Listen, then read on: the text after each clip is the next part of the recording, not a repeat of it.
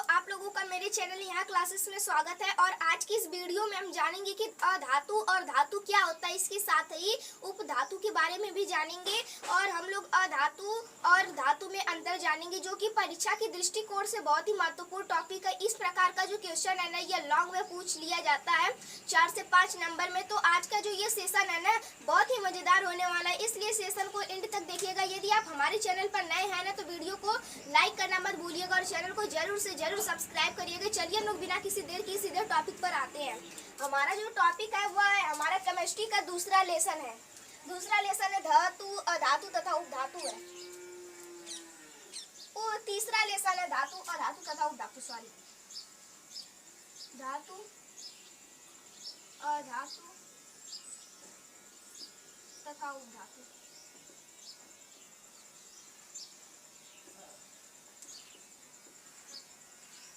अध्याय 3।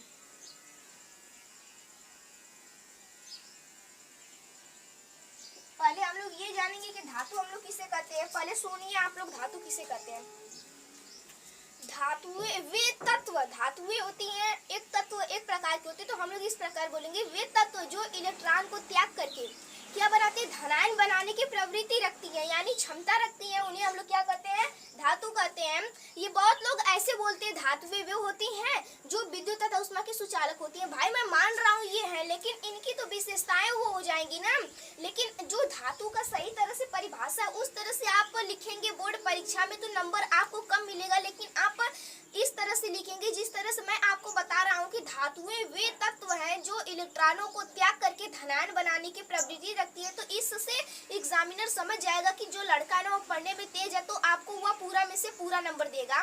तो आप लोगों को उस तरह से नहीं लिखना है कि धातुएं विद्युत तथा ऊष्मा की सुचालक होती है, बल्कि आपको इस तरह से लिखना है कि धातुएं वे तत्व होती हैं जो इलेक्ट्रॉन को त्याग करके धनायन बनाने की प्रवृत्ति रखती है।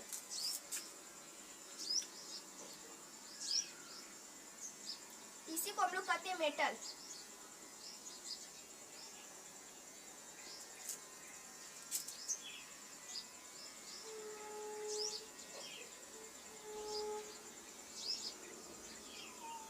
इसी को जैसे कि हम लोग इलेक्ट्रॉन लिखते हैं ना, इलेक्ट्रॉन का ये संक्षिप्त रूप है। इलेक्ट्रॉन का ये संक्षिप्त रूप है ई, स्मॉल ई बनाकर उसके ऊपर आप डैश की तरह दे देंगे तो ये इलेक्ट्रॉन को व्यक्त करेगा।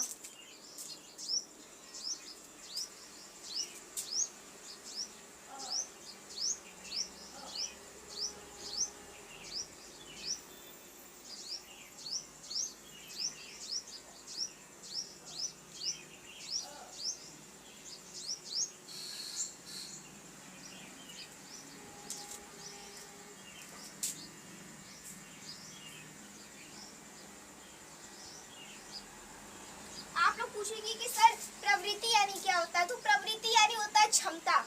इसी को मैं कोष्टक में लिख देता हूँ, क्षमता।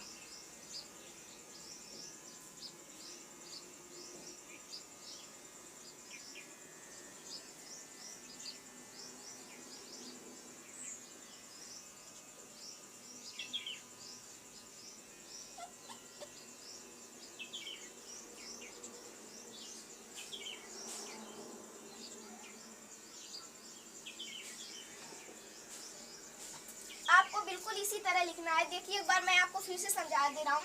वे तत्व जो इलेक्ट्रॉन को त्याग करके क्या करती हैं, धनायन बनाने की प्रवृत्ति रखती हैं, क्या कहलाती हैं, धातुएं कहलाती हैं। आप लोगों को बहुविकल्पी प्रश्न में इस प्रकार का पूछ लेता है कि धातुएं क्या होती हैं।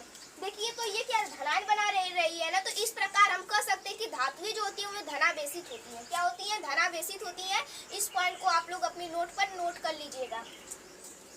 इसके बाद हम देखेंगे कि इस प्रकार का क्वेश्चन बोलता है कि एक ऐसे धातु का नाम बताइए। जो धातुएं होती है ना, ये प्रायः ठोस अवस्था में पाई जाती है। जितने भी धातुओं को आप देखेंगे ना, वह ठोस अवस्था में पाए जाएंगे। लेकिन बहुविकल्पी में इस प्रकार का क्वेश्चन पूछता है कि एक ऐसे धातु का नाम बताइए जो कि द्रव अवस्था में पाया जाता है। तो उसका जो आंसर होगा ना, वह होगा पारा। हाँ, पारे को ही हम लोग क्या बोलते हैं, मरकरी बोलते हैं। इसका जो प्रतीक होता है वह Hg होता है। मैं यहाँ पर लिख दे रहा हूँ, जैसे मैं पहले लिख दे रहा हूँ, जैसे उदाहरण में जैसे कि आप लोग देखते हैं, क्या सोना देखते हैं, वह भी धातु है, Au आरम। इसके बाद चांदी हो जाएगा Ag।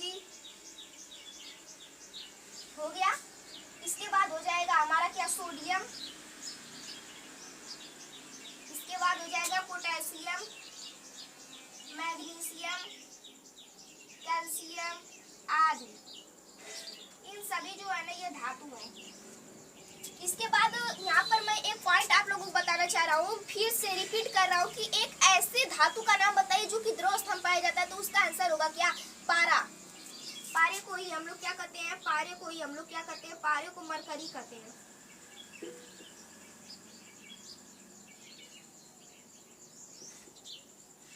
Hg होता है।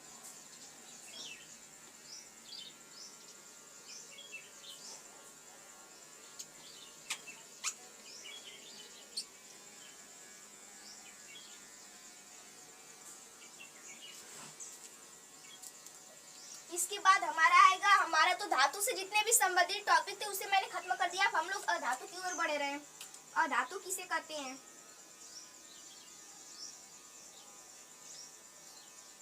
देखिए, अधातुएं वे तत्व होती हैं जो इलेक्ट्रॉन को ग्रहण करके ऋणायन, यानी जो हमने धातु याद कर लिया है ना तो उसका उल्टा कर देंगे, उल्टा यानी विपरीत परिभाषा बोल देंगे तो वह अधातु का परिभाषा हो जाएगा। जैसे कि वे तत्व जो इलेक्ट्रॉनों को ग्रहण करके ऋणायन बनाने की प्रवृत्ति रखते हैं क्या कहलाते हैं? अधातु कहलाते हैं। इसे अंग्रेजी में बोला जाता है नॉन मेटल।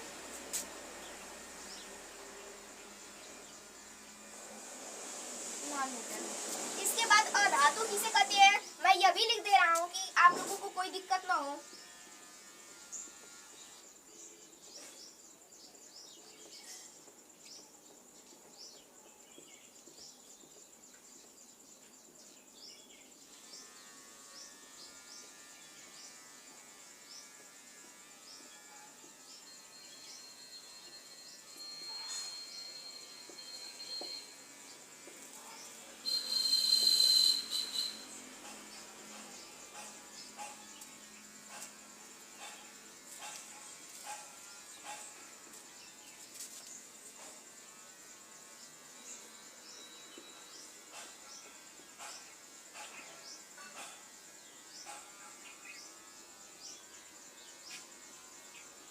अधातु कहलाते हैं। देखिए, वे तत्व जो इलेक्ट्रॉन को क्या करते हैं? ग्रहण करके ऋणायन बनाने की प्रवृत्ति रखते हैं क्या कहलाते हैं?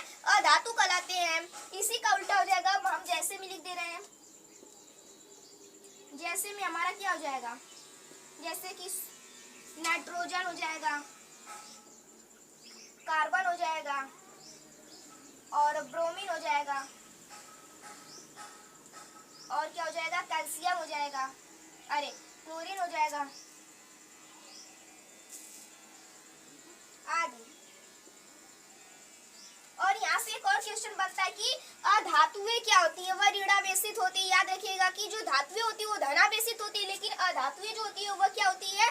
ऋणावेशित होती है। सभी धातुएं जो होती है नहीं, ये ठोस, द्रव, गैस तीनों अवस्था में पाई जाती है। ठोस में जैसे कि हो जाएगा हमारा कार्बन, इसके बाद गैस में हो जाएगा क्लोरीन हो जाएगा, और द्रव में जो हो जाएगा वह ब्रोमीन हो जाएगा। यहाँ से क्वेश्चन बनता है कि एक ऐसे अधातु का नाम बताइए जो कि द्रव अवस्था में पाया जाता है। तो वह ब्रोमीन है। और धातु कौन सी पाई जाएगी? वह पारा पाई जाएगी। और एक ऐसे जो कि द्रव अवस्था में पाया जाएगा उसका क्या नाम है? ब्रोमीन।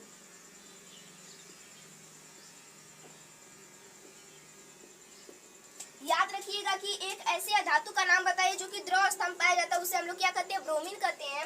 अब हम लोग आते हैं उपधातु किसे कहते हैं?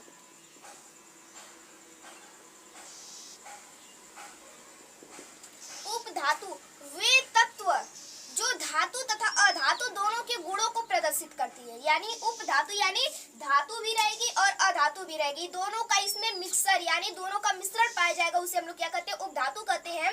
हम इस प्रकार कहेंगे वे तत्व जो धातु तथा अधातु दोनों के गुणों को प्रदर्शित करती है, उसे हम लोग क्या कहते हैं? उपधातु कहते हैं।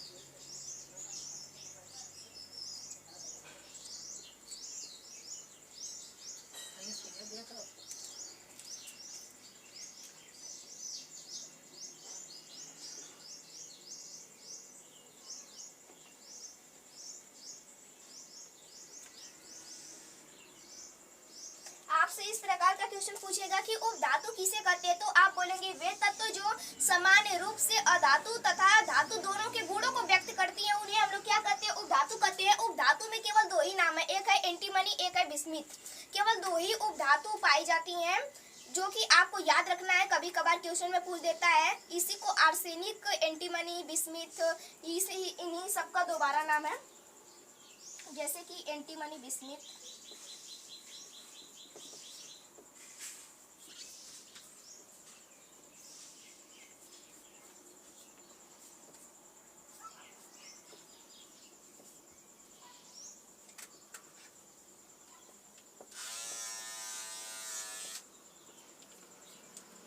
यहाँ पर एक बार और देख लीजिए आप लोग, धातु किसे कहते हैं, वे तत्व जो इलेक्ट्रॉनों को त्याग करके क्या बनाती हैं, धनायन बनाने की प्रवृत्ति रखती हैं। धनायन बनाएंगी तो क्या कहलाएंगी, धातु कहलाएंगी। और धातु ये सभी क्या होती हैं, धनावेशित होती है, याद रखिएगा। जैसे कि मैंने यहाँ पर लिखा है, यहाँ पर हो जाएगा सोना, चांदी, सोडियम, पोटेशियम, मैग्नीशियम, कैल्शियम आदि जो है ये सभी प्रकार की धातु है। और आपको इस प्रकार का क्वेश्चन पूछेगा कि एक ऐसे धातु का नाम बताइए जो कि द्रव अवस्था में पाया जाता है, तो आप लोग क्या लिखेंगे, पारा यानी मरकरी, इसी के नाम से जाना जाता है। इसका जो प्रतीक होता है वो Hg होता है। इसके बाद जो इलेक्ट्रॉन को ग्रहण करके ऋणायन बनाने की प्रवृत्ति रखेंगे उन्हें हम लोग क्या कहेंगे, और धातु कहेंगे, जैसे कि नाइट्रोजन, कार्बन, ब्रोमीन, कैल्शियम और यहाँ पर क्लोरीन है आदि। ये सभी जो है ये अधातुएं होती हैं। और अधातुएं क्या होती है, ऋणावेशित होती है। और अधातुएं ठोस, द्रव, गैस तीनों अवस्था में पाई जाती हैं। जैसे द्रव में इस प्रकार का क्वेश्चन पूछता है कि एक ऐसे अधातु का नाम बताइए जो कि द्रव अवस्था में पाई जाती है, तो उसका नाम हो जाएगा ब्रोमीन। उसका जो प्रतीक होता है वो Br होता है। इसके बाद उपधातु किसे कहते हैं, तो वे तत्व जो सामान्य रूप से अधातु तथा धातु दोनों के गुणों को व्यक्त करते हैं क्या कहलाते हैं, उपधातु कहलाते हैं। जैसे कि एंटीमनी, बिस्मिथ आदि केवल दो ही उदाहरण आपको देखने के मिल जाएंगे। और हम अगली सेशन में जानेंगे कि धातु तथा अधातु में अंतर क्या होते हैं। इस प्रकार का क्वेश्चन पूछा जाता है। तो चलिए आज की सेशन को यहाँ पर एंड करते हैं और मिलते हैं किसी अगली वीडियो में। स्क्रीनशॉट ले